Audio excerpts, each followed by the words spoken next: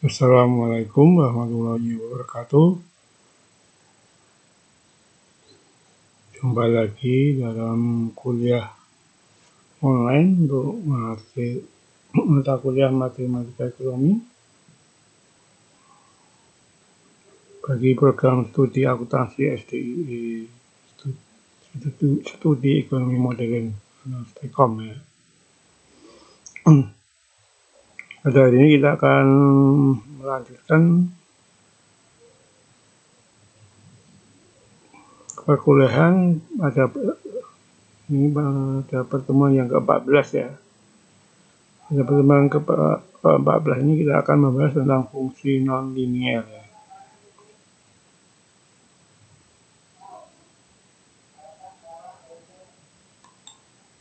Jadi fungsi sebelum kita mulai perkuliahan, silakan untuk mahasiswa-mahasiswi jurusan akuntansi di STEKOM untuk absensi ya diisi akad maupun di kolom komentar di YouTube ya. Karena absensi menjadi satu syarat ya untuk bisa mengikuti ujian akhir semester nanti.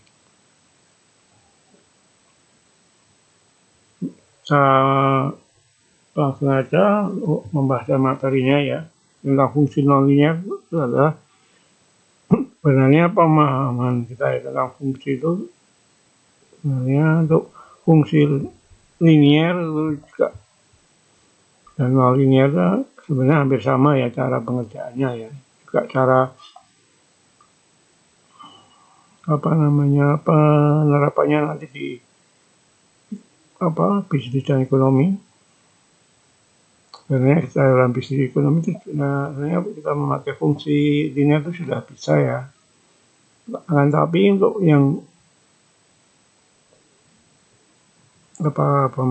suatu produk yang mungkin variabelnya lebih banyak ya, mungkin lebih spesifik ya, kita bisa memakai fungsi non-linear ya.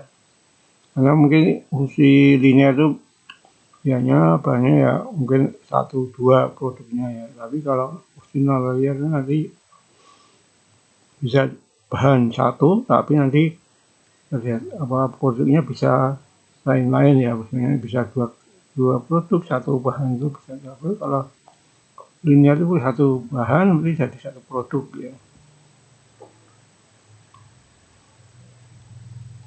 Kalau fungsi non-linear itu bisa menghitung bapaknya multipliernya ya.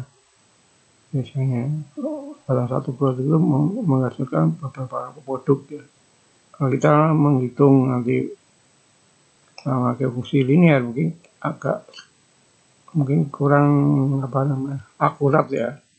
Jadi kalau kita pakai fungsi non-linear mungkin akan lebih akurat dalam perhitungan nanti laba rugi dan sebagainya.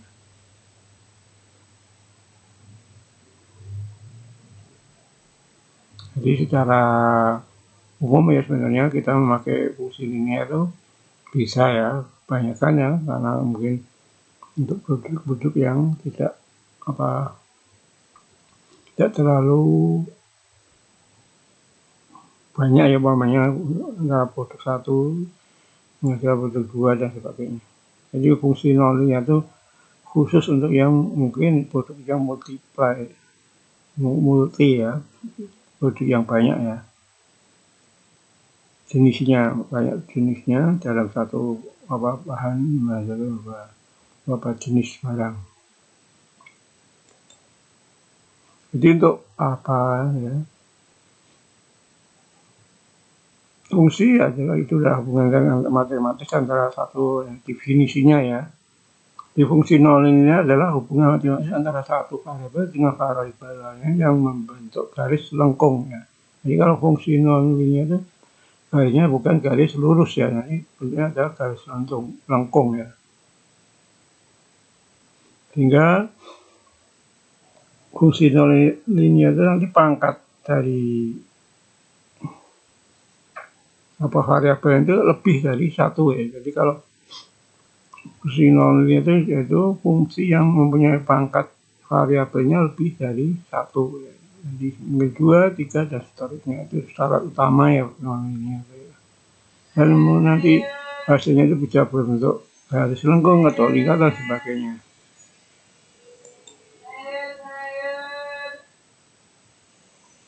Dan kita akan bahas dalam fungsi nonlinear adalah kita membahas tentang fungsi kuadrat aja ya. Kalau kita menguji fungsi kuadrat nanti ada fungsi kubik dan sebagainya, pangkat 3 dan seterusnya.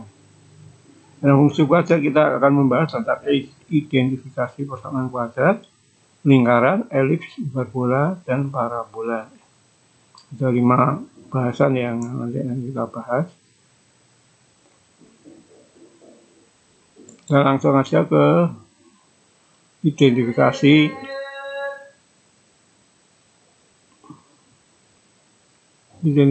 fungsi kuadrat ya. Jadi secara umum ya, fungsi kuadrat itu bentuknya ini.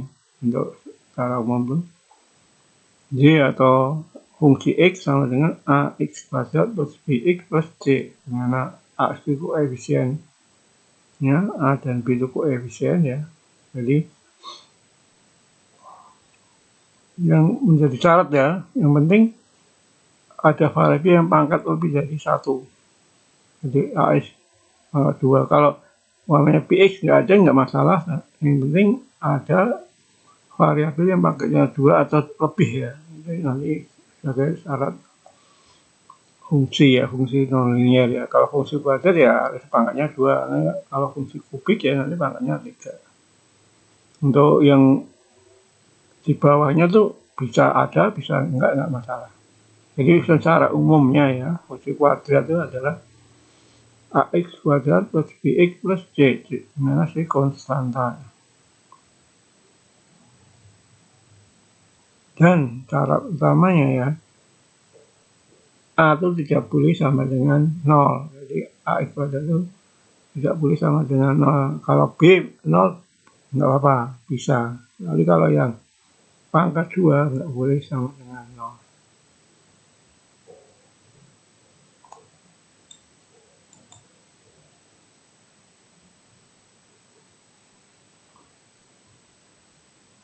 Jadi mengenai suatu persamaan kuadrat itu sebenarnya dapat terletak pada baik variabel X atau Y ya. Jadi mungkin ada dua variabel X dan Y, mungkin fungsi kuadrat itu nanti bisa di fungsi Y-nya atau di fungsi X-nya atau di kedua-duanya. Jadi tadi secara umum lagi ya, penulisan fungsi kuadrat ya, itu bisa kita tulis ini. AX kuadrat plus PXY, P kali X kali Y plus BY kuadrat plus CX plus DY plus E ya. Jadi semua ditampilkan ya umpamanya dengan 0 ya. Jadi bisa X kuadrat, X ini, jadi secara lebih umum ya, fungsi kuadrat itu bisa dituliskan ini. Jadi karena ada dua variabel ya. Ini nanti yang dimaksud dengan PXY terus CX itu yang namanya yang disebut multi variabelnya nanti. Multi hasilnya yang lebih. Dari fungsi ini kita nanti bisa menentukan bentuk dari kurvanya ya. Jadi ini bisa kita membentuk dari fungsi kuadrat itu, kalau ini unsur-unsurnya apa yang 0 dan sebagainya, kita nanti bisa menentukan bentuk kurvanya ya. Jadi pertama jika P-nya ini ya, P sama dengan 0 dan A sama dengan B, maka kurvanya ini membentuk sebuah kelingkaran ya. Terus yang ini jika P 2 minus 4AB ya, lebih kecil dari 0, kurvanya berbentuk L ya. Ini P kuadrat atau ini Ini bisa namanya kalau ini ya B ya, tadi ini B kuadrat minus 4AB jadi lebih dari 0, nanti bentuk kurvanya berbentuk ellip ya. Terus jika P kuadrat minus P4AB lebih besar dari 0, nanti bentuknya adalah hiperbola. Sedangkan P2 minus 4AB sama dengan 0, nanti kurvanya berbentuk parabola. Jadi nanti kita akan bahas tentang lingkaran, yaitu hiperbola dan parabola ya. Jadi syarat utamanya ya untuk suatu persamaan untuk berbentuk lingkaran, elips, hiperbola, dan parabola ini syaratnya ini. Ini dari koefisien ini nanti bisa dihitung dulu. Nanti di bawahnya ada persamaan ini kita bisa menduga bahwa persamaannya 2x kuadrat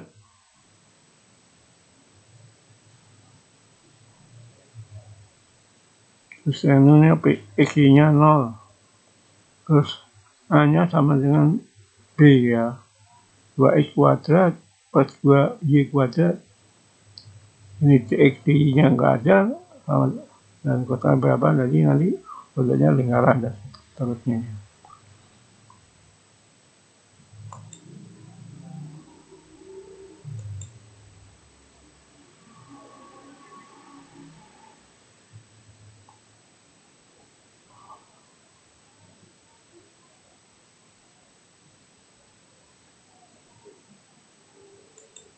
Sama ya. Ini ya. Jadi secara gambar bisa kita lihat ini fungsi ini ya, lingkaran itu yang ini ya, karena coklat ini bentuknya nanti kurvanya, terus elips yang hijau, hiperbola yang biru, dan parabola yang merah ya. Jadi kalau digambar secara grafiknya ini nanti bentuknya ini.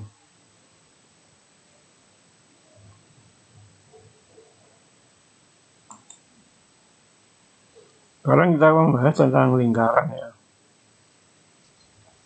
Di lingkaran itu ada tempat kedudukan titik yang berjarak tetap. Jadi semuanya, jadi yang karena lingkaran kedudukannya tetap. Jadi A dan B itu sama. Jadi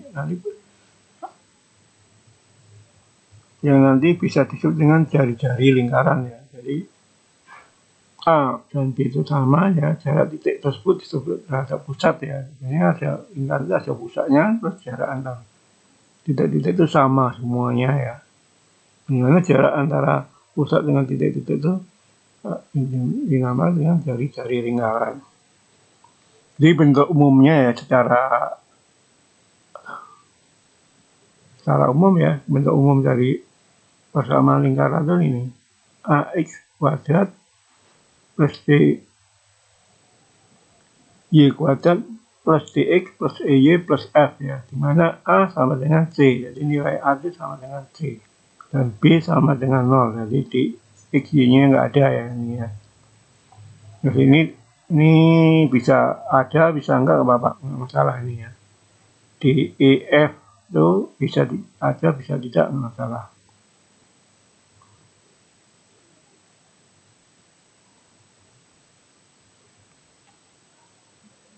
Dengan memanipulasi bentuk umum persamaan ya, boleh bentuk baku rumus lingkaran tuh ini. Jadi secara umum ya, dari ini nanti disederhanakan ya, nanti bentuk lingkarannya adalah persamaan lingkaran ini. Jadi akan lebih mudah kita nanti membentuk suatu lingkaran ya.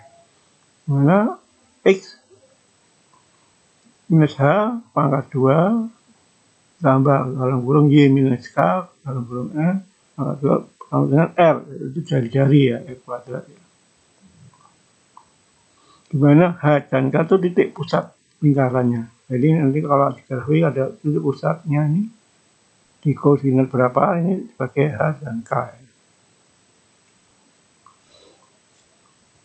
Nah, R radius atau jari-jari. Jadi kalau kita mau membuat suatu persamaan lingkaran ya, dengan diketahui titik pusatnya dan jari-jarinya, kita bisa membuat sama lingkarannya ya tinggal dimasukkan aja. Itu pusatnya berapa, X-nya berapa, H itu berarti X minus uangnya 2, Y minus K-nya uangnya 1. Ini kan dimasukkan aja, nanti R-nya uangnya 4. Sehingga nanti dihasilkan suatu persamaan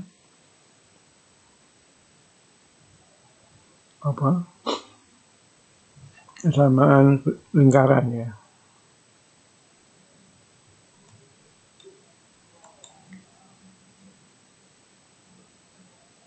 Ini ada nama aturan-aturannya dalam lingkaran ya. Di rambu-rambunya ya. Jika R kuadrat lebih kecil daripada 0, maka tempat kecilnya tidak nyata ya. Karena lebih dari 0 kan minus, jadi R kuadrat minus. Jadi tidak bisa disajikan dengan grafik R kuadrat, itu harus positif ya. Karena R kuadrat nggak mungkin R-nya lebih kecil daripada 0 ya.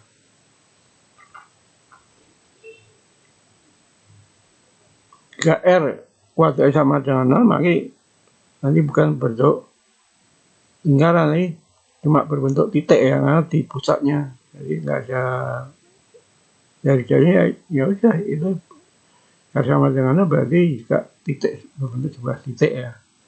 Baru kalau R lebih besar dari 0, kalau di sini berubah lingkaran. Jadi syarat utama suatu persamaan lingkaran itu R-nya harus lebih besar daripada 0.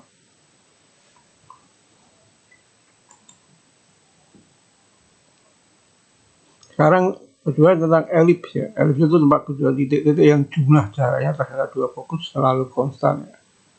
Jadi jumlah titik yang jumlah jaraknya terhadap dua fokus selalu konstan. Jadi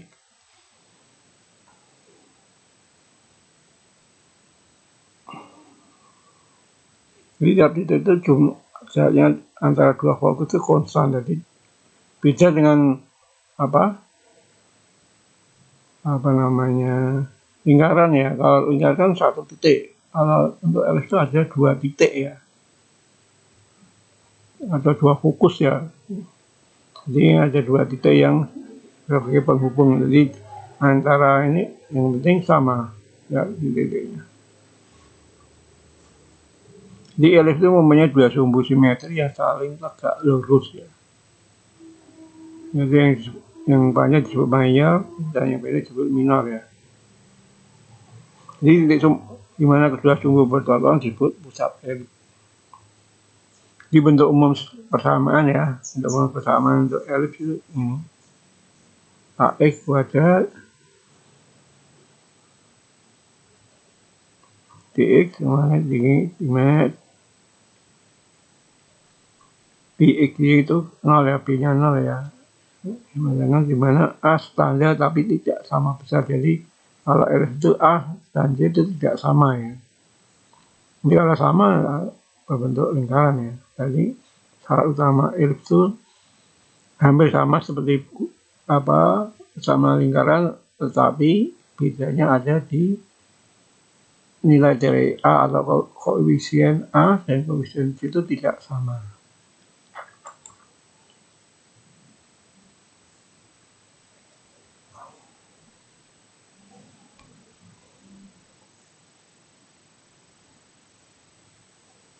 Jadi untuk bisa dari persamaan ini kita sederhanakan ya. Karena elips ya, bentuk elips ada dua jari-jari ya, dua jarak ya. Jadi bisa kita sederhanakan untuk membentuk suatu persamaan, yaitu memakai rumus ini. X minus H pangkat 2 kali Y minus K pangkat 2. Nah, ini ya, pertama X pangkat X minus 2 pangkat 2 dibagi R1 kuadrat, jadi yang panjang ya biasanya. Terus ditambah dengan Y minus K pangkat 2 bagi R2 pangkat 2 sama dengan 1. Dimana H dan K itu titik ya, titik yang nanti kita cari ya. bukan titik pusat tapi yang titiknya yang kita tanyakan ya. Jadi rumus dasarnya untuk elips ini. Mana R1 itu jari-jari yang panjang, R2 itu jari-jari yang pendek, HK itu pusat elips ya. Jadi pusat elips itu bisa dilihat kita. Jadi HK itu sama dengan ya, tadi sama, dan itu pusat elipsnya. Jadi ada syarat-syaratnya agar bisa membentuk suatu elips ya. Jadi sumbu maya sejajar dengan sumbu X jika R1 lebih besar daripada R2 ya. Jadi sumbu maya akan sejajar dengan sumbu X biarlah R1-nya lebih besar daripada R2. Atau sumbu mayanya akan sejajar dengan sumbu Y jika R1 lebih kecil daripada R2.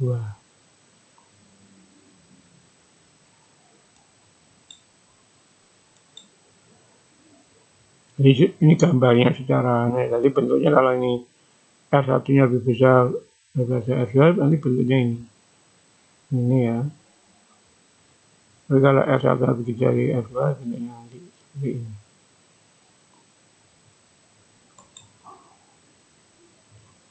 Itu tentang elips yang terus yang ketiga hiperbola ya. Hiperbola itu tempat kedudukan titik yang perbedaan jaraknya terhadap dua fokus selalu konstan ya. Jadi titik-titik yang perbedaan jaraknya terhadap dua fokus selalu konstan. Jadi hiperbola itu mempunyai dua sumbu simetri ya. Jadi ada dua sumbu yang akan tegak lurus dan berpasang asimptot. Jadi dia nanti tidak akan menempel ya. Jadi akan hampir ya seperti mendekati ya dengan titik nanti dengan garis titik sumbu ya. Jadi perbedaan antara sumbu simetri antara asimptot itu disebut pusat hiperbola. Sumbu simetri yang memotong hiperbola disebut sumbu lintang. Jadi sumbu lintang itu dapat berupa beberapa garis yang sejajar dengan sumbu X ya. Jadi ini atau sumbu Y dan itu bentuk hiperbolanya nanti ya. Ini bentuk umumnya ya ini. Untuk hiperbola itu bentuk umumnya ya seperti persamaan sekarang, cuma perbedaannya ada di A. Karena A itu kalau A positif berarti B-nya negatif ya. Ini A positif, B-nya negatif. Jadi dari A-nya ini positif, B-nya negatif.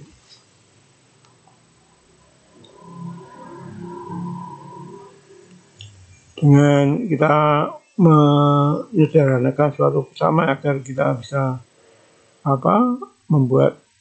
memudahkan kita ya membentuk suatu persamaan hiperbola ya, kita bisa singkat ya, bisa kita bentuk persamaannya ya, rumusnya ya untuk agar bisa membuat suatu persamaan hiperbola. Sebenarnya adalah ini X minus I buka kurung tutup kuadrat dibagi M2 M pangkat 2 ditambah Y minus J kurung buka kurung tutup kuadrat dibagi N2 sama dengan 1.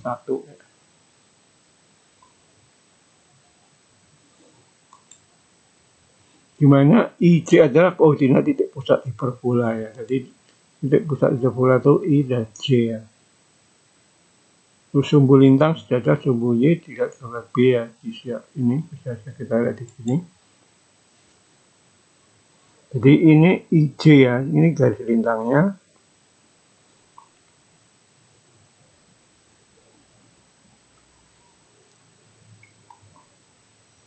Terus M dan M1 dan M2 asimptot ya. Ini mana nanti asimptotnya ya. Di asimptot ini garis ini. Yang hampir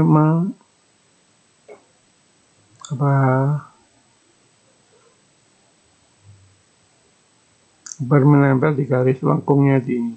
Jadi asimptotnya ini.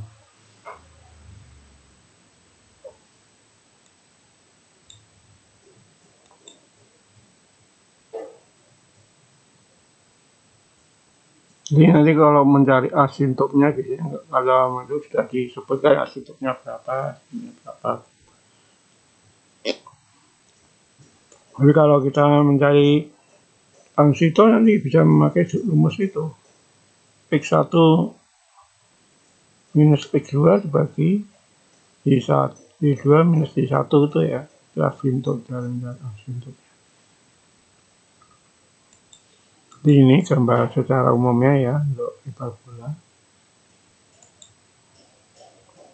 Yang terakhir tentang parabola ya. Jadi parabola itu tempat kedudukan titik-titik yang berjarak sama terhadap sebuah titik fokus dan sebuah garis lurus yang disebut direktris ya.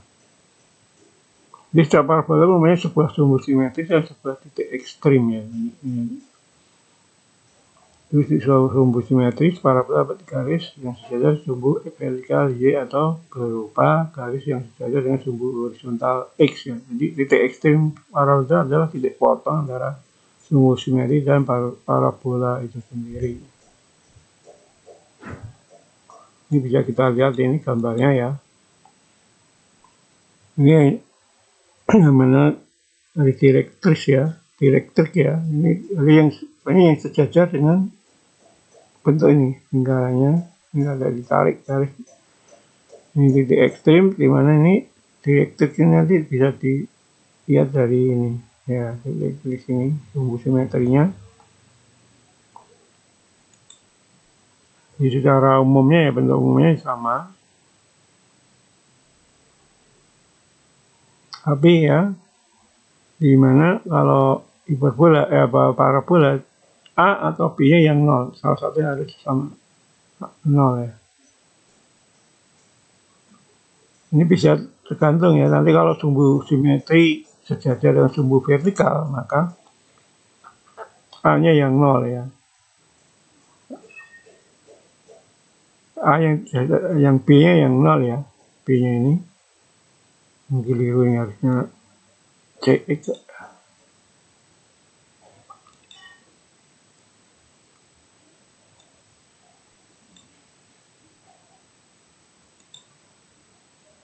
Jadi yang umumnya unsur Y-nya adalah sama dengan 0 ya. Yang ada unsur Y-nya, di mana Y-nya sama dengan 0. Jadi parabolanya nanti terbuka ke bawah ya, ini. Ya, A lebih kecil daripada 0 ya. Maka terbuka ke atas. Ya, A ini ya, kalau A-nya lebih kecil dari 0, nanti bukanya gini. Kalau yang A lebih besar dari 0, nanti terbalik seperti huruf U. Kalau sesuai horizontal berarti nanti titik pusatnya adalah X ya. Sama dengan A tidak sama dengan 0. Sama, kalau yang A-nya lebih besar dari 0, nanti terbuka ke kanan. Ini kalau A lebih kecil terbuka ke kiri. Jadi yang kecil itu lalu terbukanya ke arah negatif ya. Kalau yang positif itu yang A lebih besar dari 0.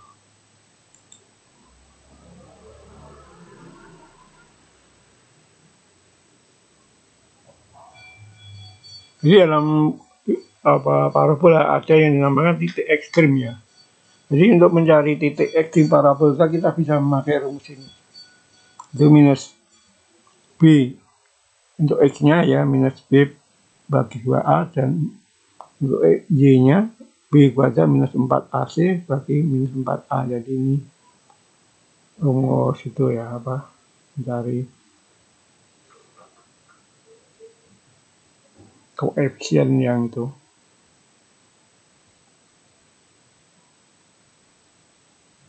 Ini jarak ekstrim dari sumbu X, Y sumbu Y, terus ini B ini jarak ekstrim dari sumbu X ya. Itu untuk rumusnya. Agar lebih jelas kita kasih contohnya ya. Jadi pokoknya gambarkan grafik fungsi Y sama dengan X kuadrat minus 5X plus 6. Dari titik potong fungsi dengan sumbu Y pada X sama dengan maka Y sama dengan 6, jadi titiknya adalah A. Ini jawaban pertama ya. Jadi kalau kita titik potong ke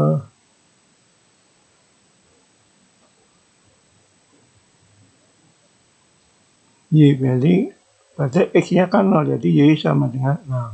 Terus yang kedua, titik potong fungsi dengan sumbu X, maka Y sama dengan 0. Sehingga hasilnya ini.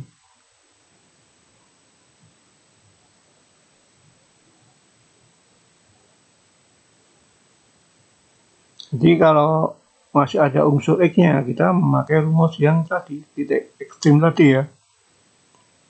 Determinannya, D itu determinan ya, B2 ada, ini hasilnya 1. Karena D sama dengan lebih besar dari 0 ya. Maka terdapat 2 buah titik potong dengan sumbu X. Jadi kita bisa mencari memakai rumus ini. Rumus ABC ya, mencari X1, X2 ya. Karena bentuk ini min B plus akar dari B kuadrat minus 4AC dibagi 2A. Sehingga dihasilkan X1-nya 3.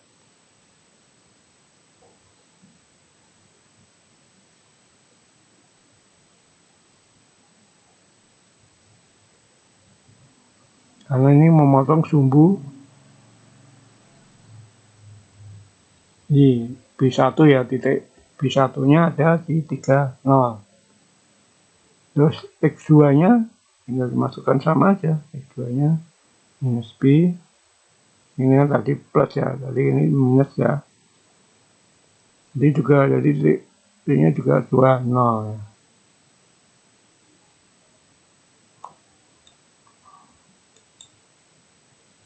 Mencari titik puncak ya, titik puncak memakai rumus tadi, ini parabola ya. 5/2, sumbu simetrinya menjadi ini X sama dengan minus B per 5/2. Sumbu simetri itu ini.